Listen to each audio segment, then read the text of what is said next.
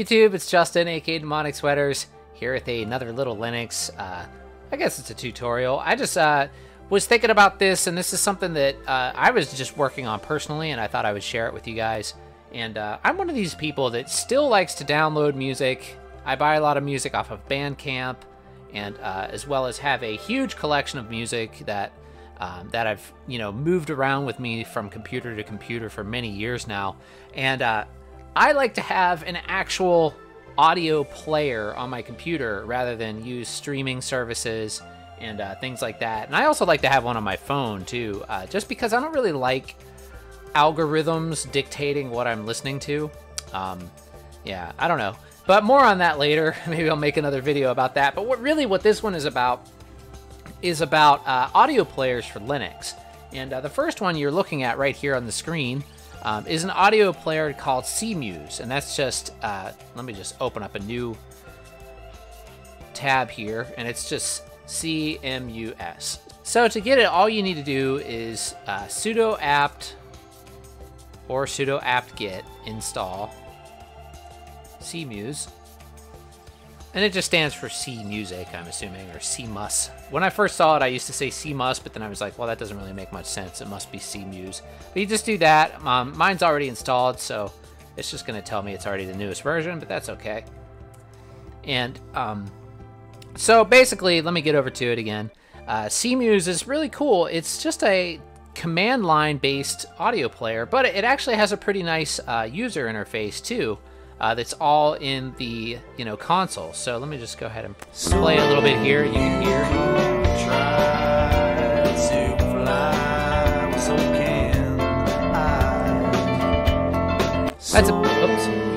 That's a band called The Bikes. That was Dan Hosker, who I played with in The Girls Named Lourdes, his other band, back in the 1990s in Miami. But they're a cool band. But anyway. Yeah, Cmus, it has several different interface screens here, which you can switch through by typing a number on the keyboard. So basically, number 1 is just this standard library view, and number 2 is a file. It's also a library view, but it's like from the folder path. And then here's a playlist view, which is number 3. Number 4 is a queue, and number 5 is a file browser. 6, you can do library filters by file type and artist and genres and all of that. And then 7 is your settings. So yeah, it's pretty cool. It's fairly easy to use. There's some good guides of it online, and I'll post a link down below where you can do a quick start if you want to use this one. Aside from that, though, it's really just a player. It does play most every format that you could think of: FLAC, MP3, MP, M4A, whatever they are, those weird Apple ones. So yeah, it seems to work really good, and I like that one a lot. I use it sometimes. So the second player that I wanted to talk about is called Rhythmbox. Now, Rhythmbox is the default player if you're using GNOME or just your standard Ubuntu installation.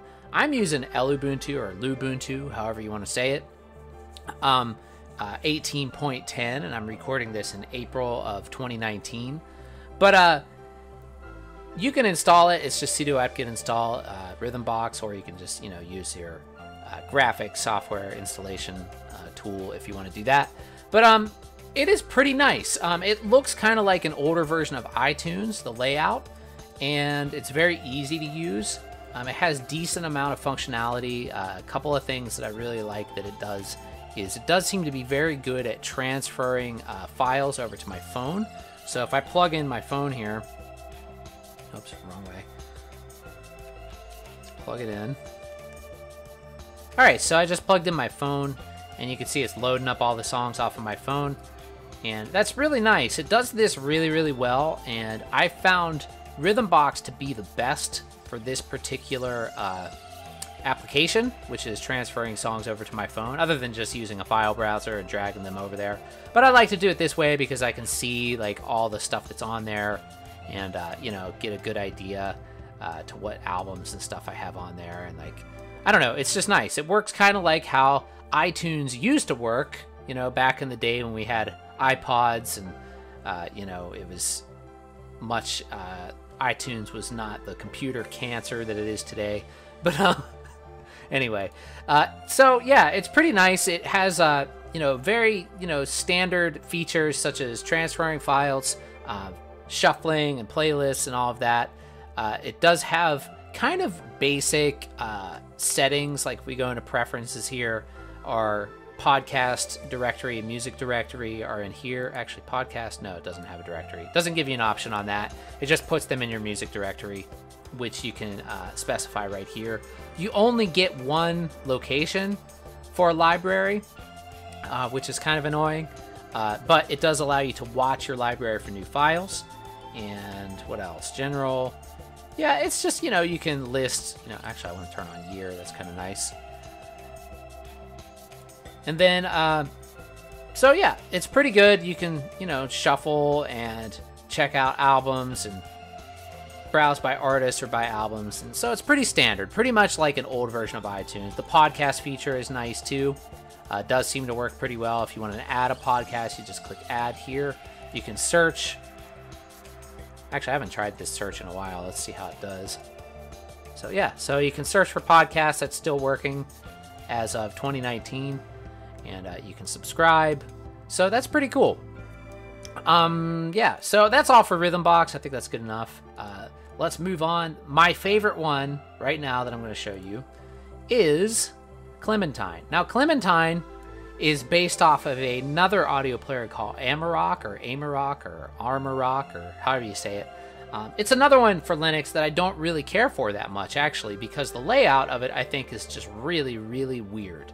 But Clementine took all of that, all of its features, and cleaned up the UI and made it to be something usable and nice. So it's really, really nice, actually. It's my favorite, and I was just saying that. But let me tell you why it's my favorite. So for one, the library feature is really nice. As you can see here, you have drop downs for every single artist and then album, and that's really convenient to see what's going on. It has song info, like if we go, let me pick something that's going to be able to figure out, but yeah, I should be able to figure out Ace Frehley. So let's go ahead and select song here. I don't want to play that because I'll get copyrighted.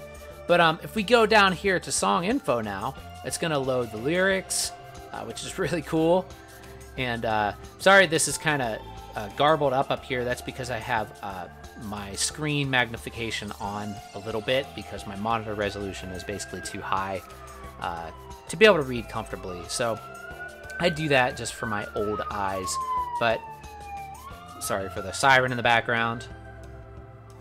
Every time I do a video, there's at least 4 or 5 sirens going on in the background. But anyway, yeah, the song info is really cool. You can also do artist info right here, and it loads all this stuff from the internet. And I don't know about artist info. That doesn't seem to be working right now, but song info is good enough for me. You can go here if we click on internet. These are all the different internet services that you can use. So that's actually really, really nice. You can stream out of Google Drive, Icecast, Jamindu, Magnatune, OneDrive. It also has a podcast feature. It has Soma FM, SoundCloud, Spotify, Subsonic, radio, online radio streams. Just an all-around awesome music and media player. If we go here to our search, it has a really extensive search where you can search your library, or you can search any of these online services if you log in. And then if we go down here to our playlists again, let's go back here. Or sorry, not playlist, but library. If we go to library, has this feature called Smart Playlists, and this is really nice. Like let me clear our playlist here. And you could do like 50 random tracks, which is cool.